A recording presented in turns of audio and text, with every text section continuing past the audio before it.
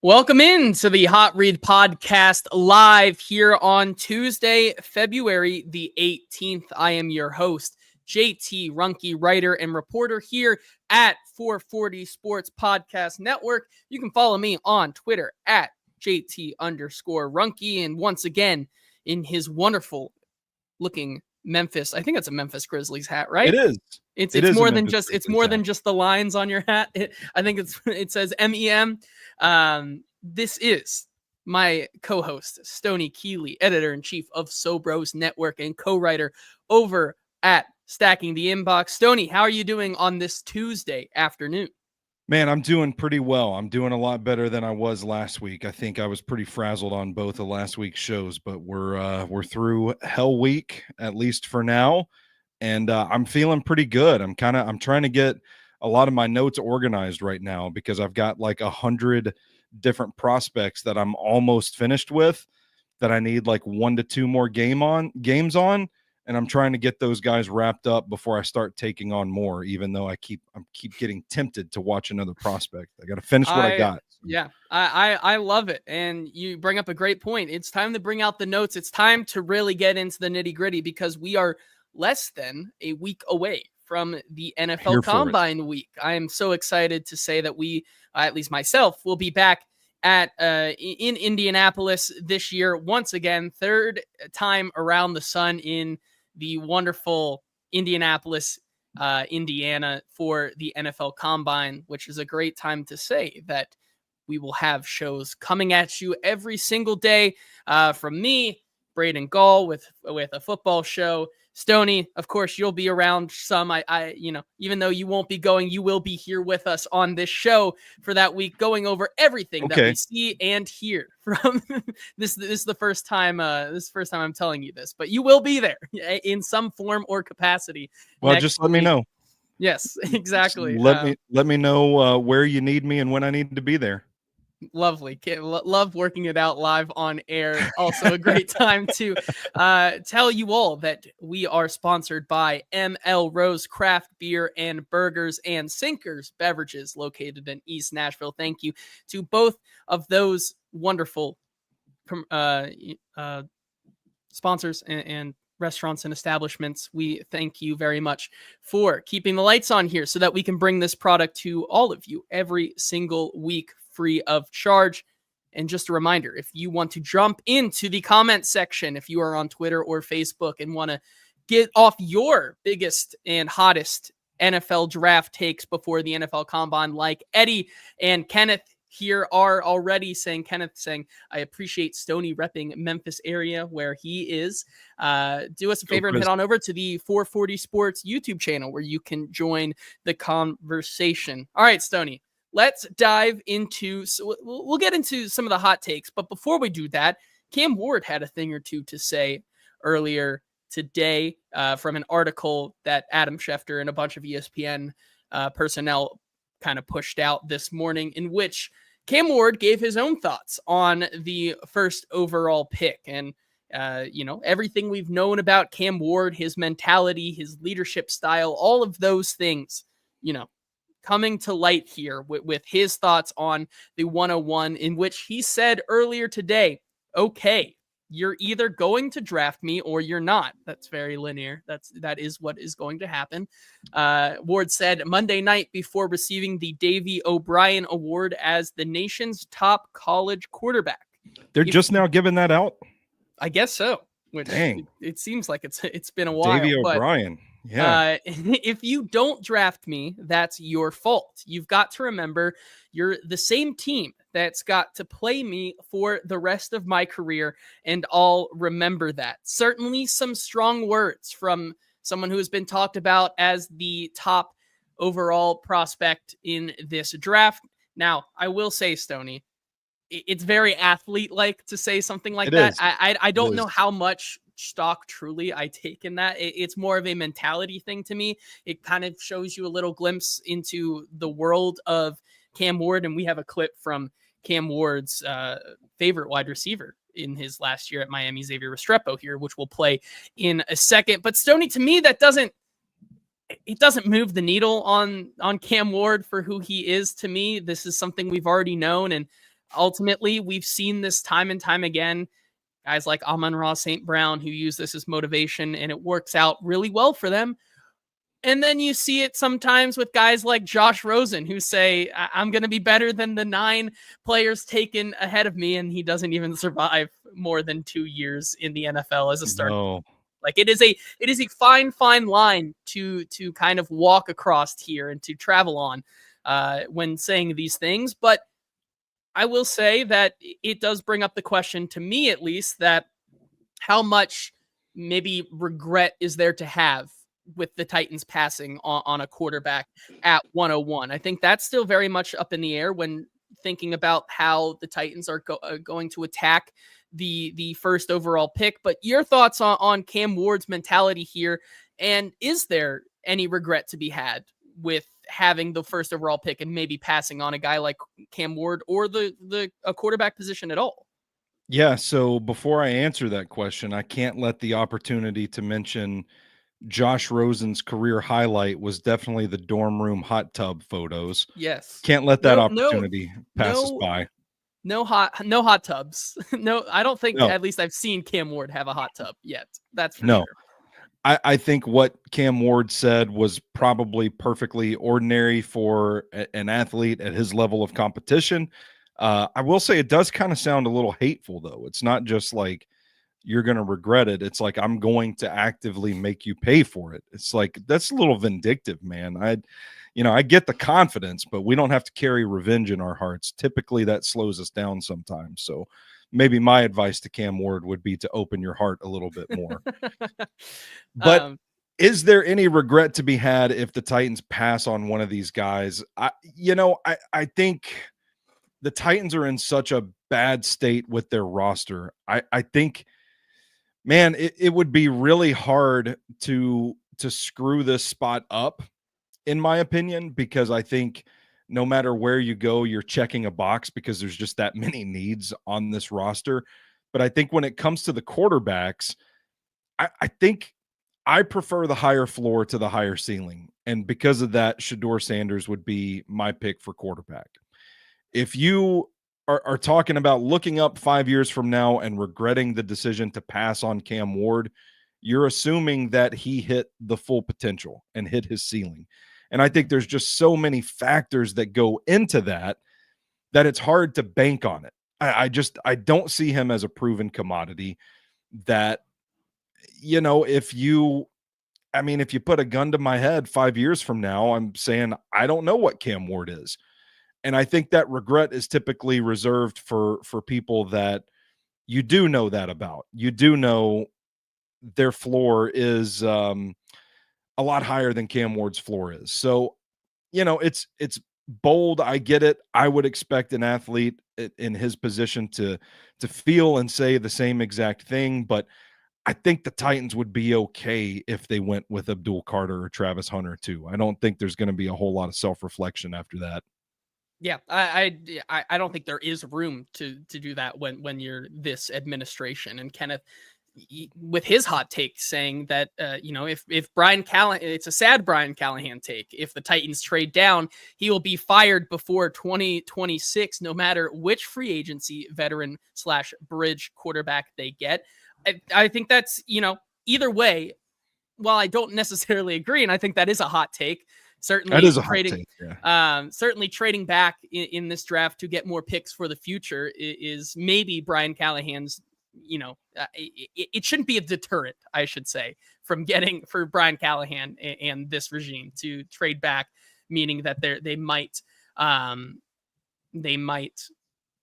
not trade back. That shouldn't be the reason why they don't. But I will say, it does prove a point that whatever they choose, they have to be convicted. It's whatever methodology they decide to subscribe to this upcoming draft season, when they finally are officially on the clock, whether that is trading the pick in March, whether it is on April 25th or 26th, whenever that is, 24th, one of those days, it is sticking and picking there at one or a last second trade out at the position at the buzzer. You have to feel convicted because we've gone through two we've gone through two general managers before them, two coaches as well, where there wasn't a lot of conviction with what they were doing, right? You go back with John Robinson and the A.J. Brown, seems like a heat of the moment thing.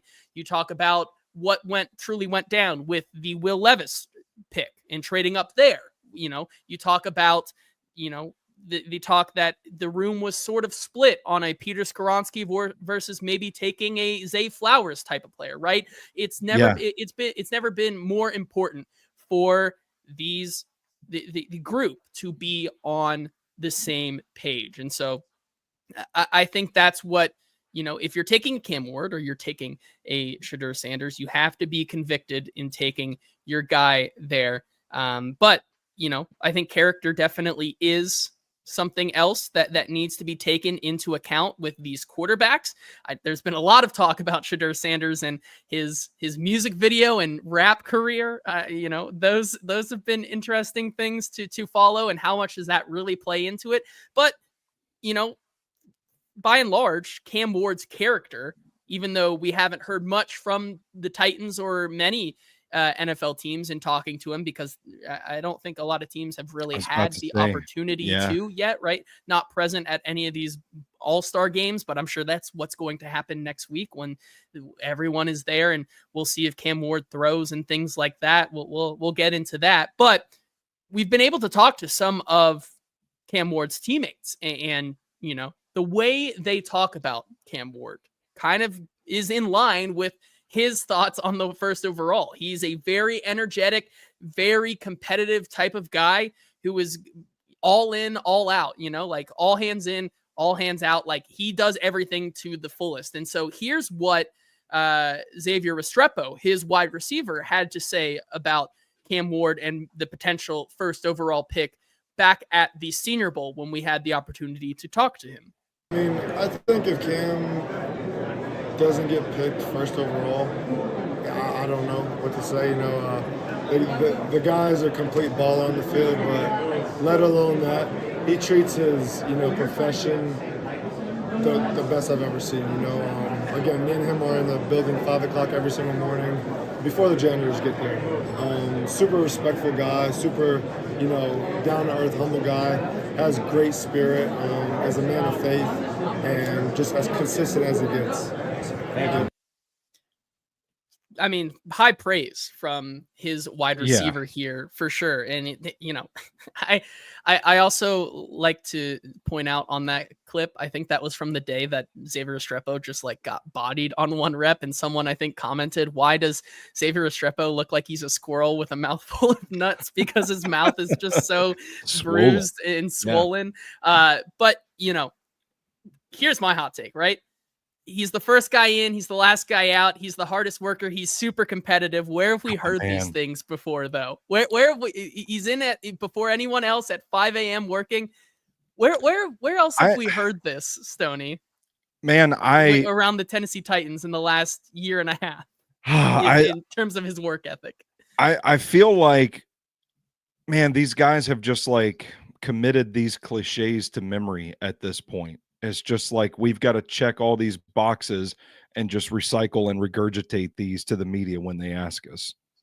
Yeah, I mean, that's fair, but also sounds a little bit like Will Levis in terms of mindset. And so, I mean, not saying that they're the same player, but it does, it's kind of being reminded of your ex, right? In a new person, it brings up a little bit of a red flag. It gives you the ick a little bit when you hear these things that you just heard when things went so wrong. But I do think flashbacks to last summer. Exactly. Right. Everything's firing on all cylinders. We're the honeymoon period. Yeah, the honeymoon period. That's exactly what it is. Alex in the comments here says, he's first of all, salutation, gents. Hello, Alex. Good to see you here in the chat, but also says turns the ball over to the fullest. And they both love Hero Ball. Not saying that Cam Ward is Will Levis, but it does, it's important to take these things with a grain of salt, because that's how you once again get pulled in to the idea that this guy is going to work from the beginning. And so with all that to say, before we get into some of our hot takes on today's show here, this is what I said yesterday on Twitter, just kind of a week out. my kind of thoughts right now on the quarterback situation where the Titans are before the combine. I said Shedeur Sanders, in my opinion, still is quarterback one for me. I think he's the best, he's the best quarterback still, even though I've watched both. And Cam Ward is very close to Shedeur Sanders, I will say, but Sanders is still, from an operation perspective, the better quarterback in my opinion, which makes him QB1 for me. But even though he is QB1, he's not a top 5 prospect.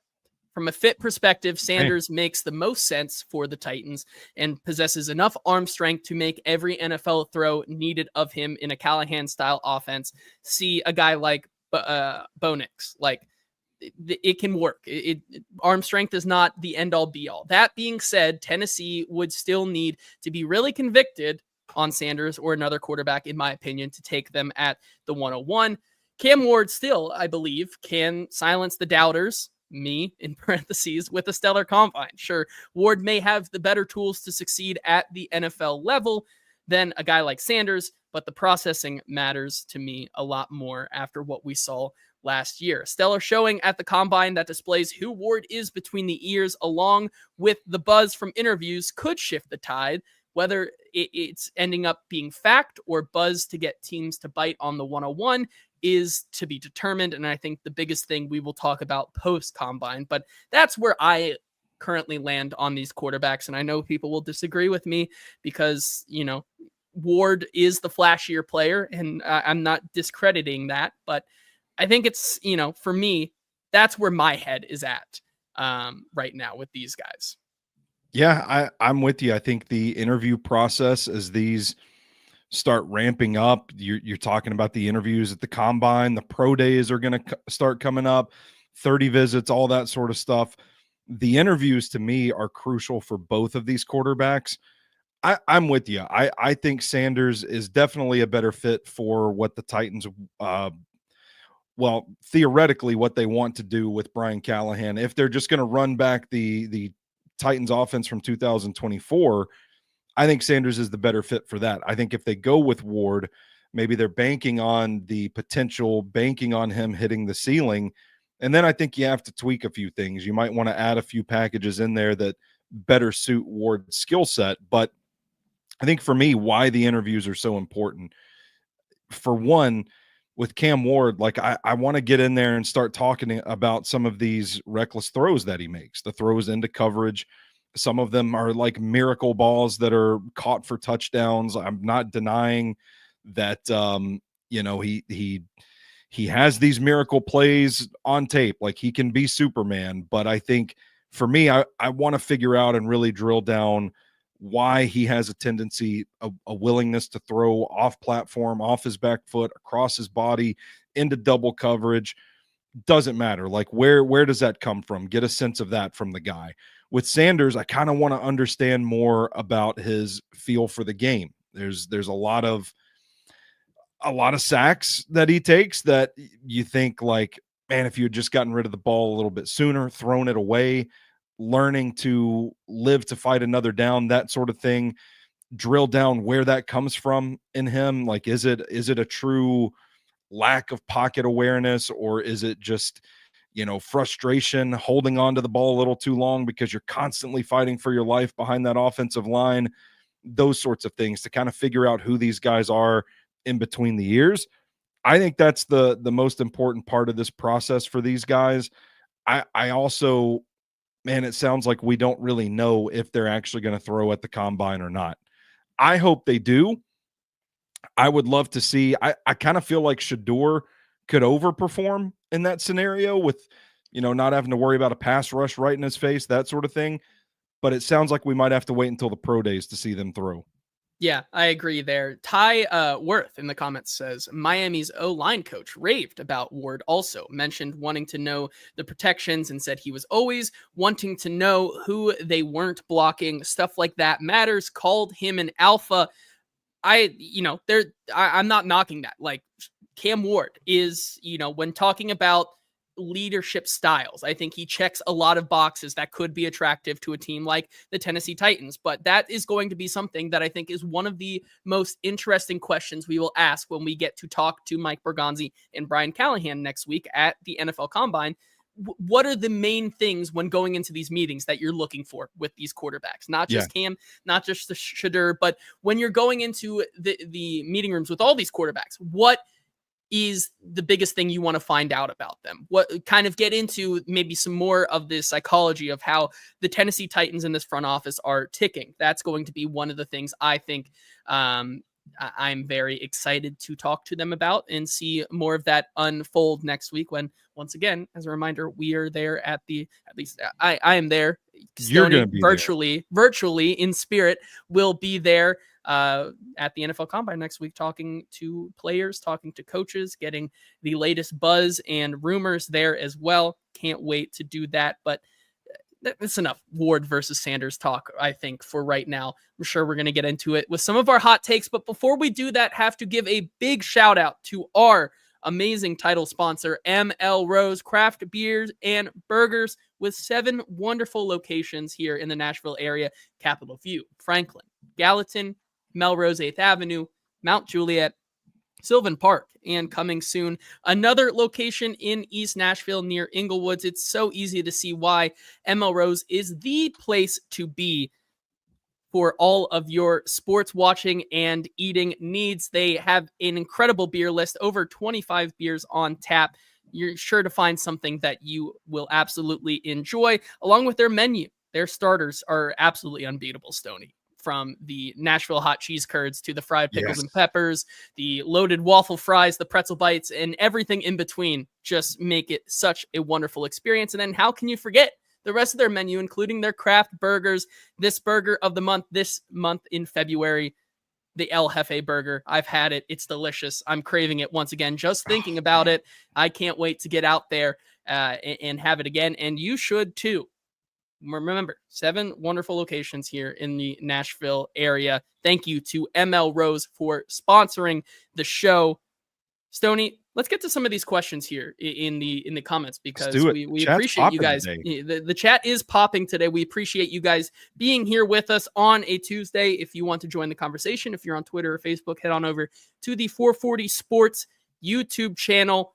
Who should we start with? You want to start with Drew, who says, when do we get to start talking about day 3 tackle options in April? I need a Chase Lunt episode. Man, it's coming. Yeah. I meant to DM Drew. I need the scouting report, because he's a big Logan Brown guy out of Kansas. Is he? And I was not too impressed with him in Mobile, but I haven't dug too much into the tape other than catching a few strays, like watching the Colorado game to scout the Colorado players. So I need to get Drew's take on Logan Brown. Yes, I agree with you there.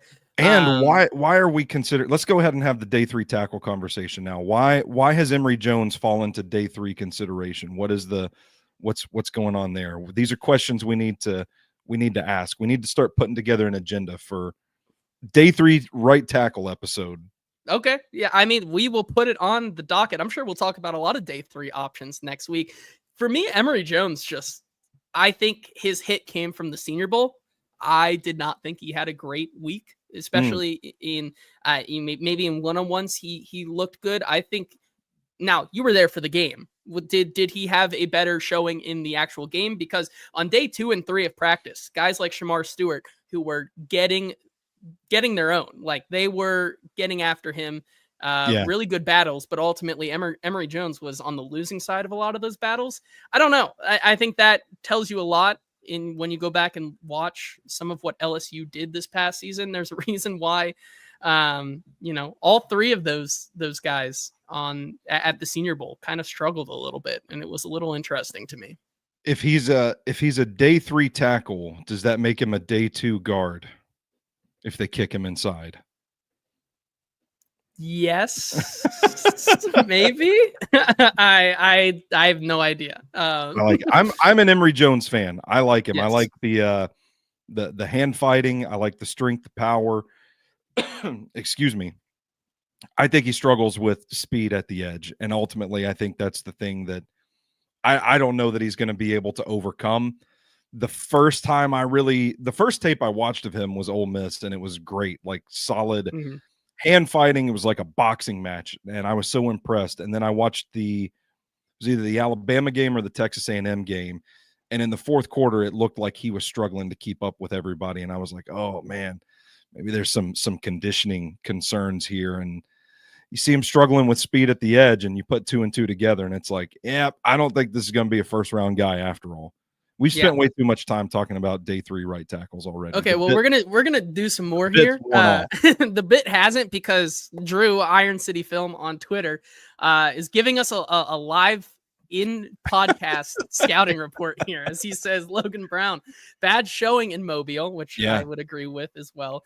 Anchor concerns were on full display. Very limited experience, 1-year starter, limited true pass sets in Kansas offense, but ridiculous athlete in a massive frame. Says bulldozer in the run game, nice hand usage, which I would agree. That's if you want to give one thing to Logan Brown, it's his run game expertise. I think nice hand usage for his experience level, unreal mirror on inside counters. He says, I've derailed the show, fellas. My apologies. I just can't stop myself.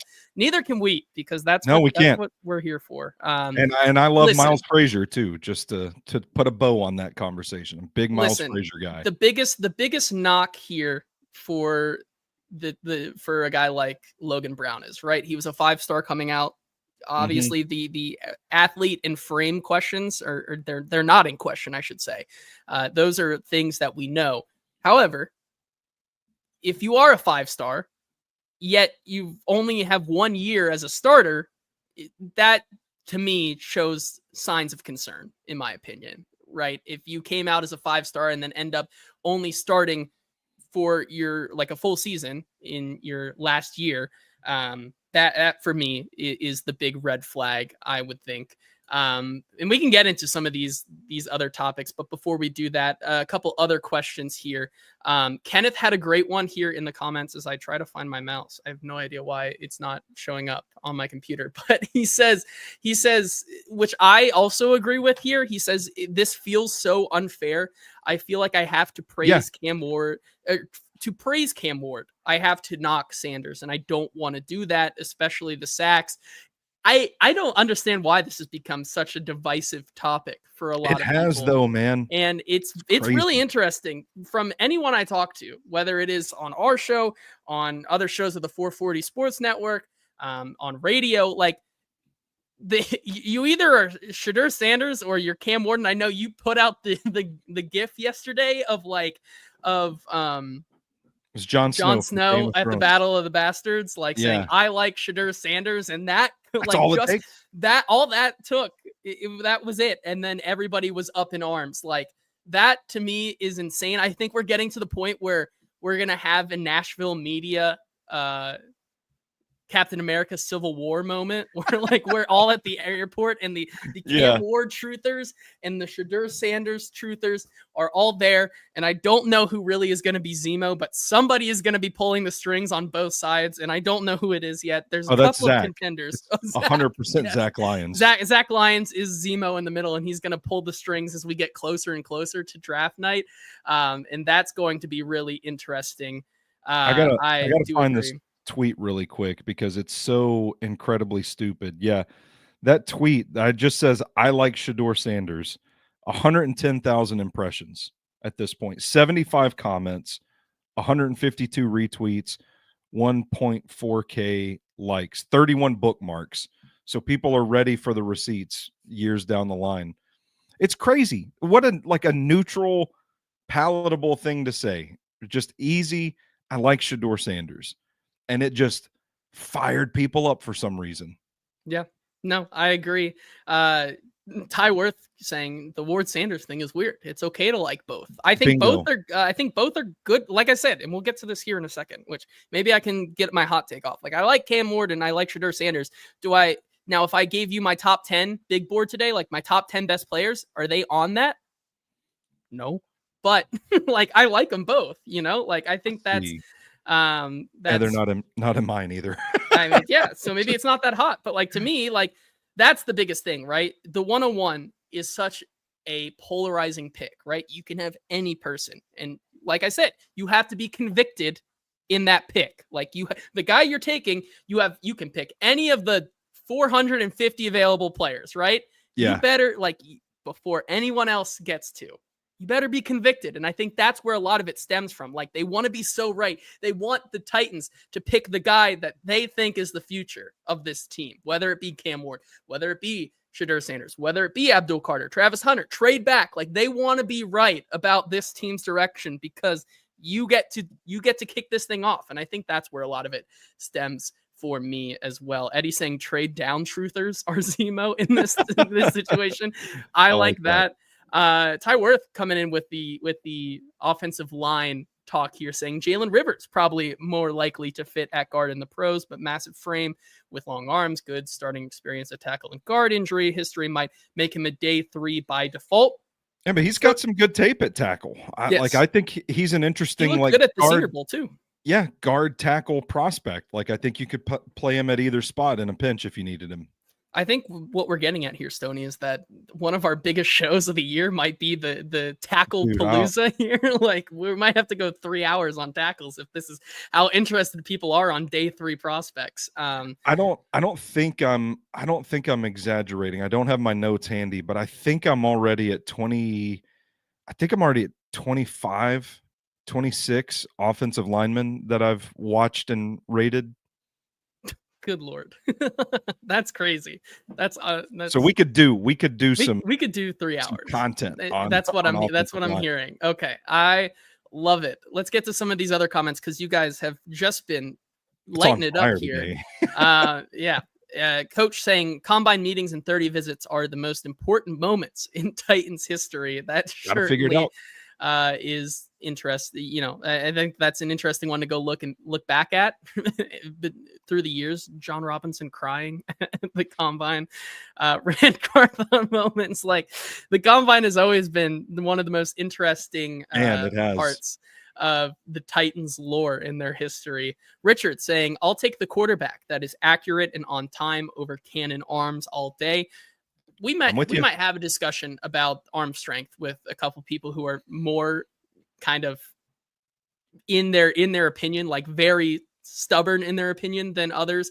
A couple of guys who I work with over at Fantasy Points and PFF, and a lot of those have very strong opinions on arm strength, which I would be interested to get them on and talk about. Maybe that's coming up. We'll see. So you're going to Zemo them. I am. I'm gonna throw them together and watch them fight.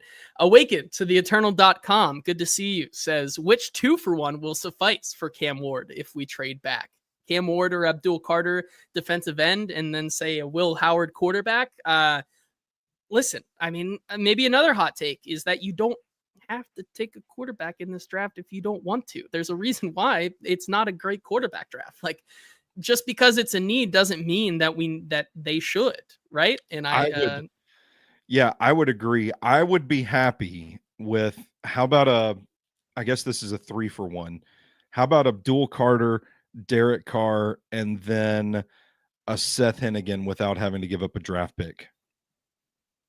I'm good with that. That'll do it for me. I think that would do it for me too. Coach saying he wants the Nike and Gatorade commercials over Mayo commercials, which I don't take that. I don't hate that either. Nope. A- coming into the chat here saying, if your job was on the line, who would you pick? / is, if we trade back, is Brian Callahan's job safe? On the Brian Callahan, because I know Kenneth also brought this up here in the chat as well.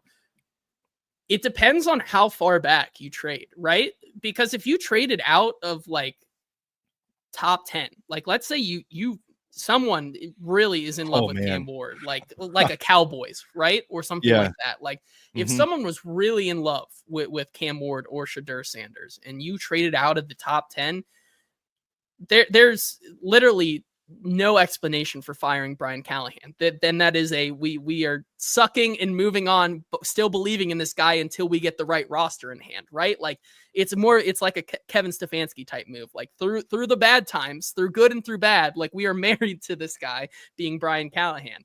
If you trade back to 3 and still get one of these like top blue chip prospects, like an Abdul Carter or something, I think there's more wiggle room there, right? But ultimately, like, it depends how far you're trading back. Job on the line, I'm assuming he means between the two quarterbacks, job on the line. Who are you taking? I'm taking Shedeur Sanders to, be more baseline and maybe get us more wins in the here and now. Yeah. With the Shedeur Sanders to keep my job. But I don't know. I think there's an opposite opinion of taking the superstar playmaker and trying to hit big on that. I'm with you on Shedeur Sanders. If I need wins now, I think he's more NFL ready. And I think both of these guys should sit. That doesn't mean that they will. I mean, if they're drafted high enough, you'd imagine they're going to be week 1 starters for whichever team picks them. But I think they should sit for a little bit. And the way I framed it was Shedeur probably gets on the field by like week 6 or 7. And Cam is the guy that you play when you're eliminated from the playoffs in November and you just want to see what he's got. So by that logic, I think Shedeur is probably the guy that gets you more wins earlier than Cam Ward. Yeah, I would agree with you there. Drew saying, no. Max Brosmer, day 3, and Titans are Super Bowl favorites. I love it. Jason McDonald says, thoughts on Tyler Shuck? McShay has him as his number 3 quarterback. I think right now the number 3 is still up in the air. I think another one does eventually go, which I think is a good segue. We can get to some of our hot takes here with some of these guys, but he's probably still quarterback 6 or 7 for me right now. I don't know. Yeah. I think there's the size is there. I don't know if he's as good of a processor as some of these other quarterbacks in this class that, are not the top 2, which I think is a big knock for me. He didn't have the best time at the Senior Bowl. He had a strong day 1, but that's because he was the best out of the sucky performances of every single quarterback there. As the week went on, he looked more and more like maybe quarterback 2 or quarterback 3 behind Jackson Dart for me. I don't know. Your thoughts on Tyler Shuck, Stoney? Yeah, I haven't watched a lot of Tyler Shuck tape, but I actually liked him at the Senior Bowl. I thought he threw a pretty damn good ball. Was quick to hit some of the mid-range stuff. You could see like when they would throw the ball down the field, maybe the accuracy is a little less than stellar. Maybe the balls are hitting the dirt in front of the receivers, but not quite placed perfectly. But there is a growing crowd in firm support of Tyler Shuck, and he seems to be having a meteoric rise up big boards in the draft community right now. And I'll say this, it came out, I don't remember who tweeted it, but somebody said something about wanting to see him throw at the combine, and he quote tweeted it and said, I'm coming and I'm coming to throw. I love the mentality. I love that this guy is just putting it out there. Like, you don't have to worry about any questions from me. I'm going with the sole intention of throwing the football at the combine. And I think there is something behind it. Again, like, haven't really studied his tape, but you watch, he pops up in when you're scouting other teams, you watch a play here or there, and it's like, okay, you know what? This dude can play quarterback. So I'm kind of open to the idea of any of these guys kind of rising up and seizing the QB3 spot throughout this process.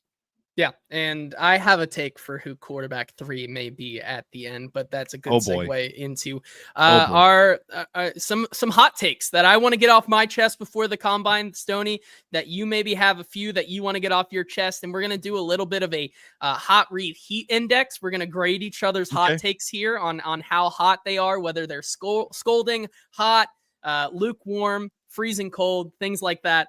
In terms of how out there they are. And I think the first one, we've talked a lot about this already, so I'm going to kind of wrap it into one big hot take here, which is my top 10 right now, just looking at the big board right now, goes Abdul Carter 1, Mason Graham 2, Will Johnson 3, Travis Hunter 4, Tyler Warren 5, Michael Williams, Jalen Walker, Walter Nolan, Malachi Starks, and Ashton Genty is my top 5, which two things with that. One, like I said before, Shedeur Sanders and Cam Ward are not top 10 prospects for me right now.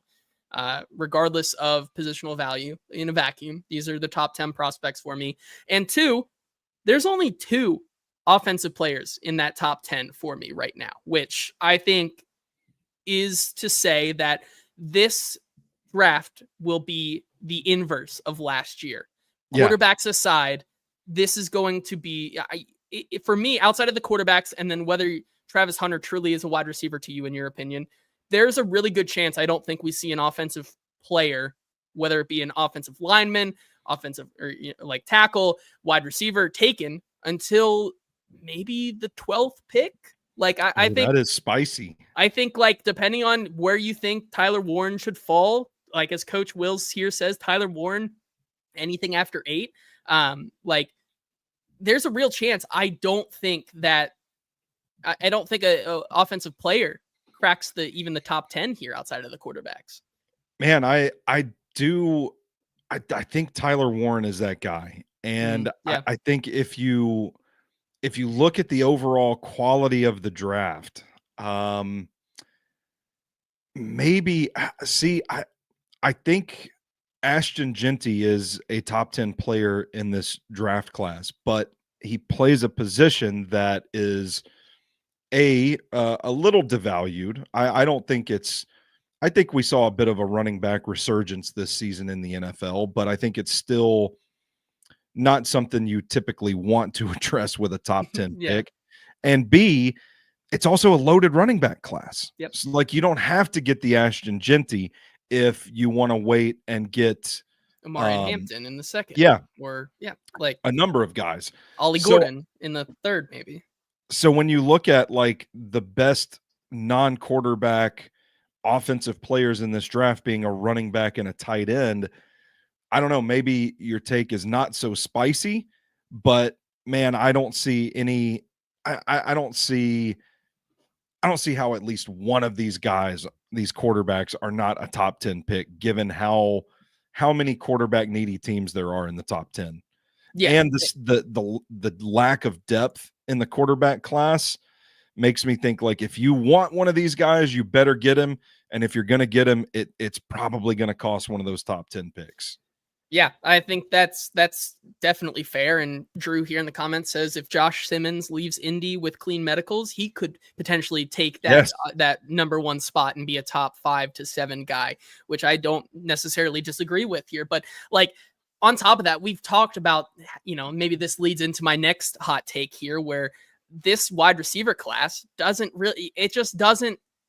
do it for me, and I don't think it will do it for a lot of these NFL teams. Like, I think we are looking at a 2022 class, and maybe that's the ceiling of this class with guys like Ket McMillan, Luther Burton, Ibuka, Ayumanor, Savion Williams, Jack Beck. Like, I think the ceiling for this wide receiver class, which maybe is to the disappointment of Titans fans once again, is maybe that 2022 class of Flowers, JSN, Addison, Johnston, Rice, Puka Nacua coming out of nowhere in that class, right? But in terms of round 1 talent, like, there's a real opportunity here where we see maybe like I'd put the over under at like 3.5 wide receivers, maybe like in the first round right now. This is nowhere near what we saw last year, in my opinion. Yeah, I would agree. And I think Travis Hunter is the X factor here. I know he's working as a cornerback at the combine, but I still think there are certain scheme fits that he's not going to fit in on defense, the Titans being one of them. So I think he would be better served playing wide receiver.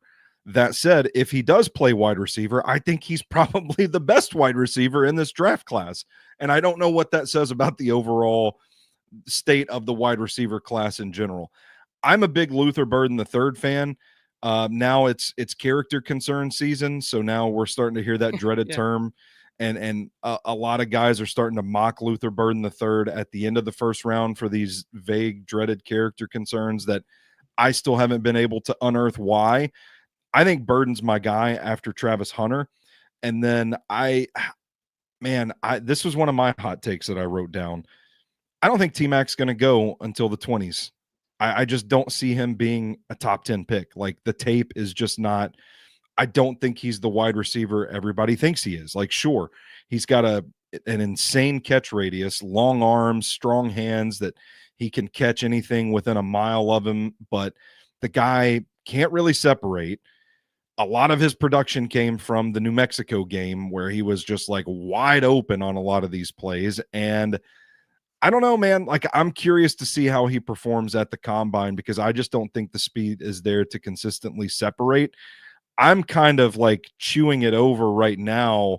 I might actually like Emeka Egbuka better than T-Mac at this point, but I think if people are watching the film and if that really is what's most important to you in your scouting department, I don't think you can feel comfortable giving anything up higher than a mid-20s pick in the first round for him. I think that one's. I agree with it. I think it in the grand scheme of things, it's super spicy. I think for sure. Here's one for you that I'm. Maybe I am. Maybe a little bit out on this one. Maybe I'm out there. Maybe a little way out there. But I think that there's a real potential for a third of the first round to be defensive edges. We're talking double digits. We're talking maybe double-digit edge because when you look at it right now, Abdul Carter, Mykel Williams, Walker, Green, Pierce, James Pierce, Mike Green, Jalen Walker, of course, and then the two A&M guys, Nick Scorton and Shamar Stewart. Like those to me feel like 7 locks for the first round, and then you're talking about edge rushers out of Boston College like Eziraku, Uman Mielen, Jack Sawyer, Landon Jackson, Darius Alexander, if you want to maybe talk about him as a hybrid type player. Like there's real opportunity for 3 of those other 5 guys I just talked about to go in the top 32, especially with how, good the top of this class is. I don't think that's out of the realm of possibility right now for me. Did you even say James Pierce and all of that? I did, yes. Okay, I missed it. And I was... Yeah, I mean, that is to say, like, in all of that, there's so many good options that I think we could realistically look at, kind of like what we saw last year with like wide receivers sort of in this class. Like, yeah, we could see an absolute run on them in the first round. Absolutely, man. There are some thoroughbreds in this class. To me, it is the biggest strength of this draft class. And it sounds crazy right now in February, but I feel like there's such a lack of true blue chip prospects in this draft. And for me right now, I've only got 5 guys that I consider like true blue chippers right now. So very top heavy, concentrated at the top of the draft. I think it opens the door for like anything goes in the last 20 picks of the first round. Like once we get through the top 10, all bets are off. And that could mean when you look at like the overall depth of the draft class, it's like teams might look at this and say, hey, we've got to get our edge rusher before the run on these guys starts. And that's how runs start in the NFL draft. You didn't even mention like David Walker. Walker, I mean, I don't think he's a first rounder, but maybe in this draft he sneaks in if there's a big run at the beginning of the first round on edge rushers. I mean, I don't know. Maybe we're getting a little too crazy here, but I can jive with that take. And to get one step crazier, like let's go. Is it that hot to say, like Hurricane Lou is saying here, double dip edge for the win? Like this goes back to a tweet I saw from Daniel Jeremiah earlier today where he said, friendly PSA, you can't marvel at the Eagles' talent depth at O-line and D-line 1 month and bemoan your team taking one the next month. You think you have enough talent depth at those spots, but you don't. Be greedy, get more. Like who's to say, like, we're talking all about this quarterback and then they take Abdul Carter and, maybe I don't know, like is Shamar Stewart there? Like I'd do it. I mean, if they ended up with Abdul Carter and Mike Green, you wouldn't be able to contain me. I would cream my Jinkos right at our draft party at the live stream. Have to change my britches. I love it.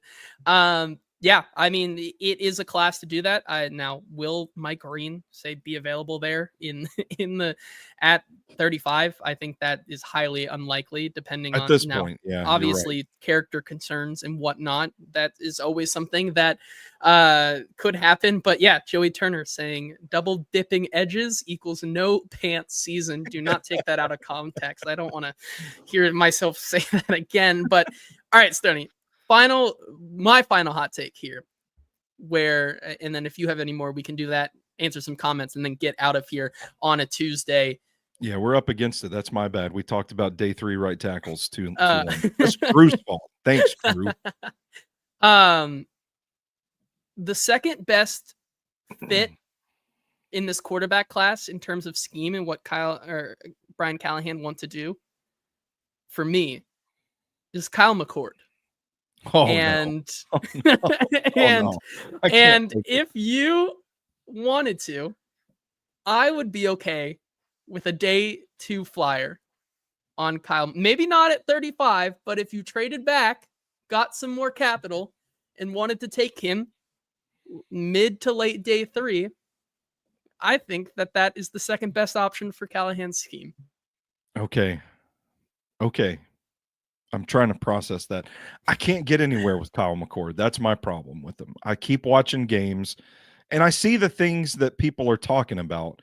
Anticipatory thrower, on schedule, command of the playbook, accurate thrower, well-placed balls, those sorts of things, highly productive. I just like there's something about him that's just slow. Like he's very statuesque to me. And I think it's a bad situation to put him in behind the offensive line unless they can completely overhaul and upgrade the right side of the line, which I think they will. Don't get me wrong. Maybe this is still a little bit of like battered Titans fan syndrome, but I'm just picturing Kyle McCord being the guy back there trying to wiggle in the pocket, and he's just going to get like obliterated. I don't know if anybody's seen like The Devil's Rejects, the old Rob Zombie movie where the chick gets hit by the tractor trailer truck and just explodes. Like that's Kyle McCord in this situation. So maybe okay. So maybe a little too hot there. Maybe that's I'm getting too close. Hold on. It's too hot for me. I see. But there are some people. There is a cult for Kyle McCord. I'm just saying, like you said, like the accuracy, the knowledge of the playbook, the ability to play time on task, I think makes him the second best option in a Callahan scheme for a third of the price. There are a lot of smart people that have Kyle McCord listed as QB3 in this draft class that think that he's like the one guy out of the rest of this group.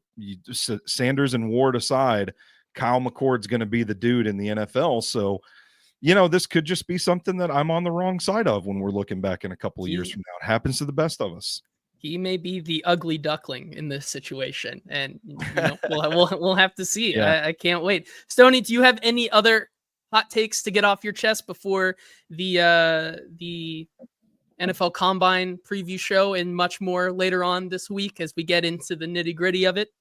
Let's see. I wrote down several. We'll go rapid fire here because I want to get through them. I think Siobhan Revell still going to be a first rounder despite the injury concerns. Tape is good, talent is there. If you get him back to 100%, that's like a top 10 caliber player in this draft class to me.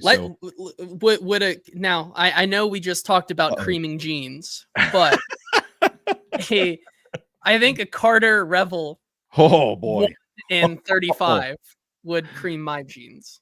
People would be pissed that the Titans take a corner at 35, but I think there's kind of like there might be a sneaky need there. Like if you can't get Snead back up to snuff, if Cheeto is never the same after his injury, and if they want Brownlee playing more inside, there's a potential need. You could potentially need a starting cornerback next season. So I personally wouldn't hate it from a team building standpoint. Like you just got to build the strongest roster you can, get the best players available.